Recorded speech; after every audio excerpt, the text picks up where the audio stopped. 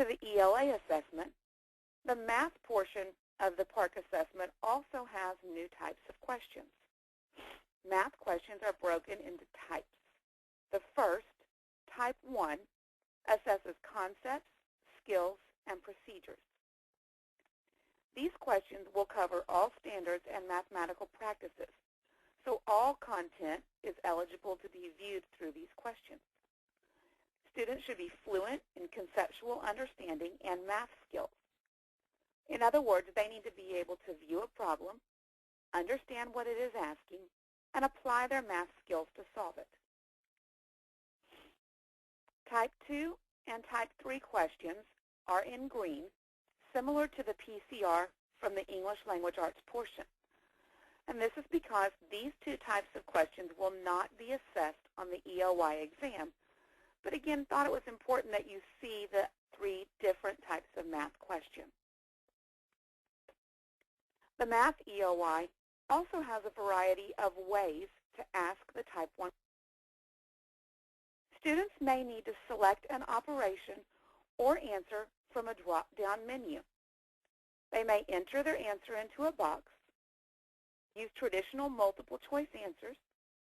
They may need to manipulate a grid by highlighting or selecting points, and they will need to use the equation editor. So let's take a moment to look through some of these different types of questions and how they differ from the old way of asking. Again, this is a side-by-side comparison taken from the PARCC website. And in this comparison, you can see that in the past, students may be asked simple questions, such as writing a fraction or drawing a simple number line. Now, in assessing that same skill, students will be asked to manipulate a number line, explain how they know their answer is correct, answer another question, and then explain that as well. The PARCC-style questions are much more in-depth than students have been used to in the past. So let's take a look at a Math EOY sample problem. In this problem, students are given information at the top, and then they are told to enter their answer in the box. They will notice that the label is already there for bookmarks, so students only have to include the numerical portion of their answer. And the next type of problem, students are given a grid that they will be marking 3 different points on. They select their first point, and then they click on the grid, and they will see a blue dot appear. Next, they will select a pink one, which is point B, and click on the grid where that point should be, and a pink dot will appear. And finally, they would click the light gray, which is point C, click on the grid where that one will appear, and they will be able to have all 3 points selected on their grid.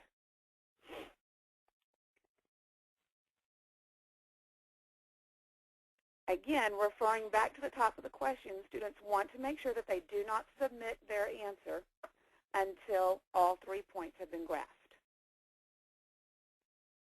The next type of Math EOY sample problem is similar to the English Language Arts in the fact that students see squares instead of a radial dial. And again, because we talked about this trick, that helps tell them immediately that it shows that they're looking for more than one answer. In this case, the students are told they're looking for 2 statements. This is just a good trick to get your students used to seeing anytime that they see the squares, they know there's more than one answer. Very often, like this question, the number of answers is given, but sometimes it will just say, select the best answers. For this next question, the students must be familiar with the equation editor. You can see with the equation editor, students are given all the different mathematical operations and also the ability to create fractions. In this answer, they are only entering the fraction. So again, students need to always be sure and read the entire question. And in this final Math EOY sample problem, you will notice that the key information is at the top of the page. This becomes extremely important to point out for students because with these new questions, they may often have to refer back to the top to double-check the original information posted. Then, students will be able to write their answer for Part A, again looking only for the numerical value since ounces is already included as the label. Look back up at the top if there are any questions, and then move to answer Part B. Similar to the English Language Arts portion, PARCC has updated their estimated time students will spend on the math tasks.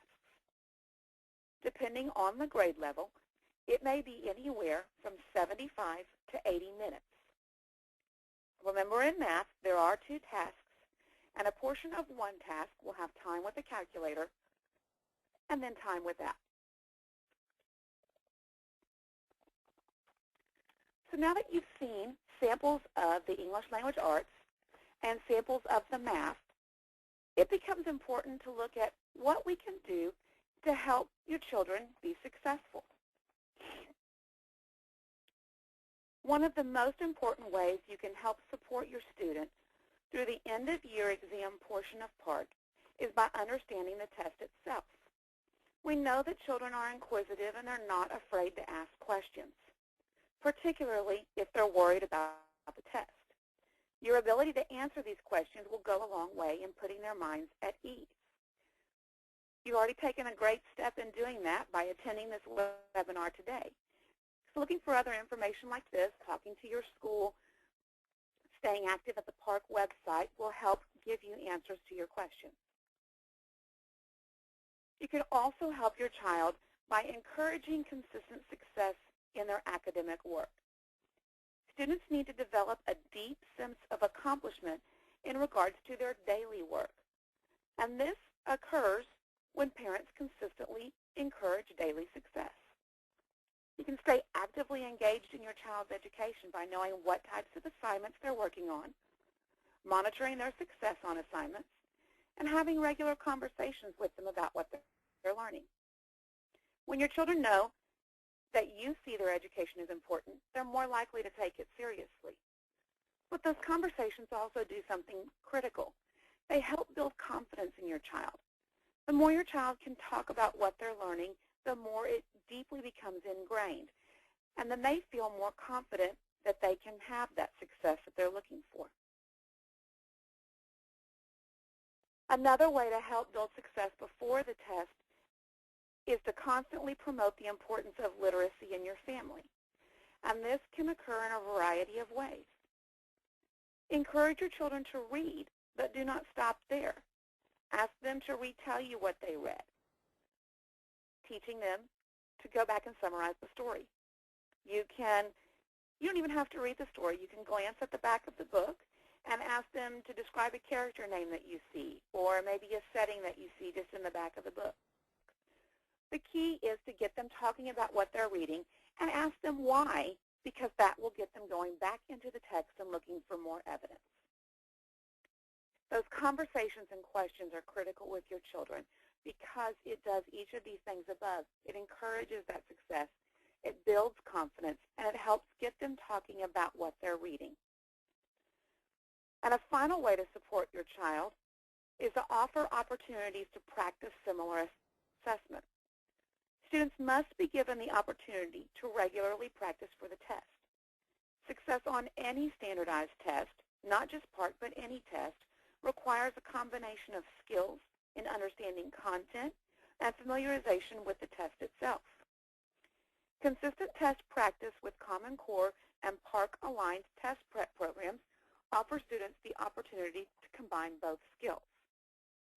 Because we know that students perform at their best on standardized tests when they feel comfortable with the content as well as the format. That way, they can focus more on what is being asked and less on how it is being asked. One program that does allow students the opportunity to practice tests in a setting that mirrors the new guidelines and framework is the Lumos Learning Program. This can be used to extend classroom learning as a supplemental program because it's self-paced, student-directed, individualized, and personalized learning that improves student achievement on any grade level standardized test. Lumos Learning offers the most flexible types of supplemental learning, including 2 practice PBAs, 2 practice EOYs, and ranging from printed books, online assessments, instructional videos, games, workshops, and unique content. The program relies on the most up-to-date Common Core state standards, and all resources are aligned to the most current testing frameworks. And more information about this program can be found at lumoslearning.com/a/PARCC, P-A-R. But support for success does not just come before the test, though. Students need to feel confident on the day they are testing as well. And you can do this first by ensuring that your students receive ample amounts of rest in the days before the test.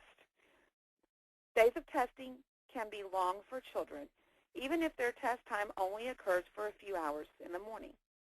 When the time spent on the test is coupled with the stress they often feel, they can experience mental fatigue and physical exhaustion. So ensuring plenty of rest helps your child feel successful when they're testing. Children also need energy to increase stamina and ability to focus. So ensure your children eat healthy when they're testing, particularly in the mornings. A balanced breakfast can give them the energy they need to be successful. Another way to prepare is to de-stress as much as possible your mornings.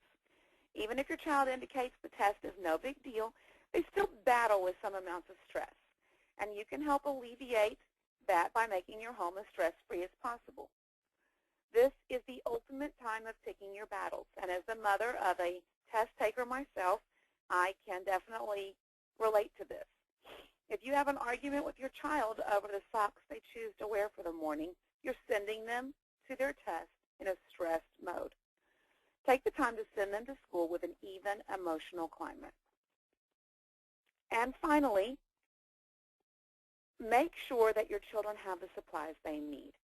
In most cases, every tool that your child will need is going to be provided by the school, particularly since most of the students with the PARCC EOY will be taking their test on the computer.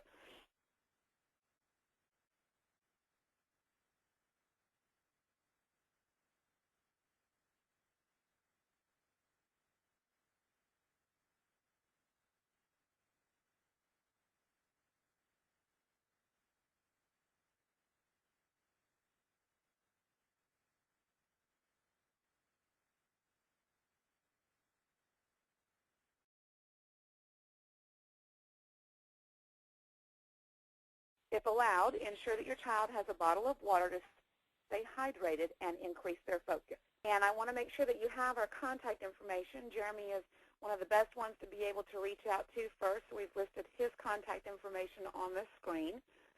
But if you have a question for either one of us, you can always reach out to either one. My email is the same, but my name is marissa.adams@lumoslearning.com. Or you can always email Jeremy and say, hey, I have a question for Marissa, and he can make sure that I get it. Money Back tool on their website.